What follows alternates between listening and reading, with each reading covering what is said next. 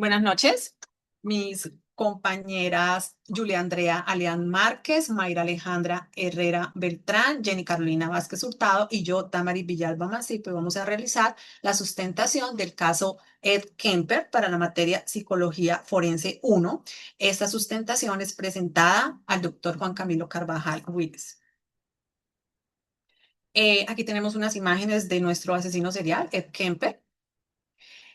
La introducción. Bueno, vamos a hacer una breve introducción. La evaluación de la credibilidad del testimonio permite determinar si una declaración se basa en hechos vividos, realmente vividos, o si han sido, que se han dado de manera alterada.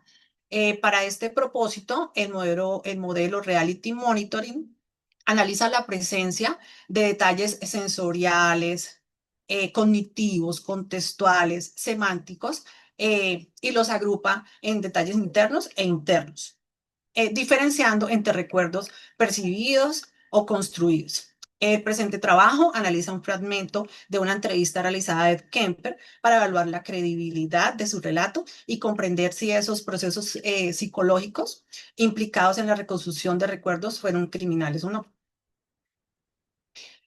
Aquí está el breve resumen. Breve resumen. Edmund Elmit Kemper, nacido en 1948, fue uno de los asesinos en serie más notarios en Estados Unidos. Su infancia estuvo marcada por el maltrato psicológico y físico de su madre alcohólica, lo que derivó en conductas perturbadoras desde la niñez. A los 15 años asesinó a sus abuelos y fue internado en un hospital psiquiátrico, donde manipuló a los profesionales para lograr su liberación a los 21 años. Entre 1972 y 1973, secuestró, asesinó y desmembró a 6 jóvenes universitarias, ganándose el apodo de el asesino de las colegialas. Su ola criminal culminó con el asesinato de su madre en 1973, tras lo cual se entregó voluntariamente a la policía y fue condenado a 8 cadenas perpetuas y continúa en prisión debido al alto riesgo de reincidencia. Acá vamos a presentar un corto extracto de la narración que mi compañera más adelante va a explicar. Por otra parte, voy a presentar los resultados de la tabla de evaluación PSLR. La aplicación retrospectiva de la escala PSLR al caso de Ed Kemper arrojó una puntuación total de 34 puntos sobre 40, lo que superó ampliamente el punto de corte utilizado para identificar la psicopatología clínica en contextos forenses. Los resultados evidenciados dan una alta presencia de rasgos psicopáticos en el área interpersonal. Kemper mostró el encanto superficial, la facilidad para relacionarse y un sentido grandioso de autovalía, considerándose intelectualmente superior a los demás. El componente afectivo destacó una ausencia de remordimiento, el afecto superficial y la falta de empatía, lo cual se vio reflejado en la manera fría y despegada con la que describió los homicidios y el sufrimiento de sus víctimas. En respecto al estilo de vida y comportamiento antisocial, se identificaron búsqueda de constante estimulación, la impulsividad y agresividad y conductas antisociales tempranas, lo cual incluyó la crueldad hacia animales y el asesinato de sus abuelos durante la adolescencia. Asimismo, obtuvo puntuaciones elevadas en la manipulación, la mentira patológica y la escasa aceptación de responsabilidad, ya que tendía a justificar sus actos atribuyéndoles a conflictos familiares, especialmente a la relación que vivió con su madre en su niñez. Los únicos ítems que no tuvieron evidencia suficiente fueron las relaciones maritales de corta duración y la revocación de libertad condicional, mientras que el estilo de vida parasitario y falta de metas realistas a largo plazo persiguieron puntuaciones intermedias. En conclusión, pudimos observar que el perfil obtenido es altamente compatible con psicopatía clínica descrita por Hart y caracterizado por rasgos manipuladores, déficits emocionales significativos y una extensa trayectoria de conductas antisociales graves. La puntuación alcanzada nos indicó un riesgo conductual extremadamente alto asociado con violencia severa, reincidencia criminal y baja probabilidad de rehabilitación.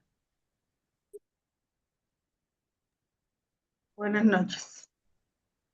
Acá les voy a presentar la tabla de evaluación de HCR 20, que podemos ver que la presencia del factor todo dio sí y el riesgo de incidencia dio muy alto. La interpretación de esta tabla es la aplicación retrospectiva del HCR20, evidencia la presencia de numerosos factores de riesgo relacionados con violencia grave y reincidencia. Se identifican antecedentes de homicidio, rasgos psicopáticos, ausencia de remordimiento, manipulación y una alta capacidad de planificación.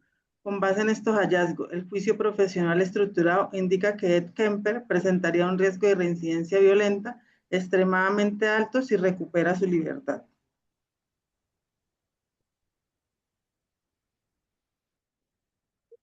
Buenas noches, vamos a presentar los resultados de la evaluación SBR20, donde se da como resultado y nos muestra que en esta evaluación, la evidencia de un predominio de factores de riesgo dentro de las dimensiones del funcionamiento psicosocial y agresiones sexuales. Entonces, estos principales factores identificados fueron la psicopatía, la ideación homicida, los antecedentes violentos, problemas interpersonales, la escala de violencia y el fracaso de intervenciones previas. Aunque esta escala del SBR20 no utiliza puntuaciones totales, la combinación y la relevancia de múltiples factores indican un perfil de alto riesgo. Bueno, vamos a proseguir con el análisis del testimonio. Aquí está lo que les comentaba en la introducción. Aquí se agrupan en detalles internos, detalles externos. Está dividido en sensoriales, contextuales, cognitivos y semánticos. Aquí están unos apartes del fragmento que se le hizo a Ed Kemper según el extracto de la entrevista que se consiguió en YouTube.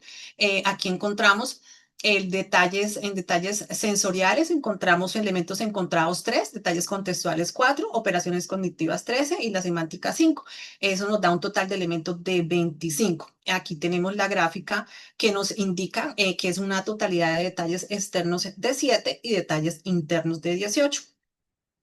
Entonces, según aplicamos el modelo Reality Monitoring al relato de Ed Kemper y encontramos que su discurso tiene muchos más detalles internos que externos, porque pues en total fueron 18 internos frente a 7 externos. Entonces, esto significa que Kemper hablaba mucho más de lo que pensaba, sentía y decía de sí mismo que de lo que realmente vivió en el entorno. Entonces, por ejemplo, él usaba como yo racionalizaba o me decía a mí mismo que estas son señales de que está explicando su propia lógica mental más que recordando los hechos. Entonces, sin embargo, hay algunos detalles externos que muy específicos que llaman la atención, según los expertos, y dicen, describe el bordillo de concreto donde se sentaba o sonido de las puertas cerrándose. Entonces, esto específicamente, según el modelo, este tipo de detalles son difíciles de inventar, lo que le da credibilidad a esas partes del relato. Pero en conclusión, podemos decir que el testimonio de Kemper tiene partes que parecían vividas de verdad, pero en general está cargado de justificaciones y razonamientos. Entonces, esto sugiere que más que recordar, está construyendo una narrativa para explicar su comportamiento. Las discusiones.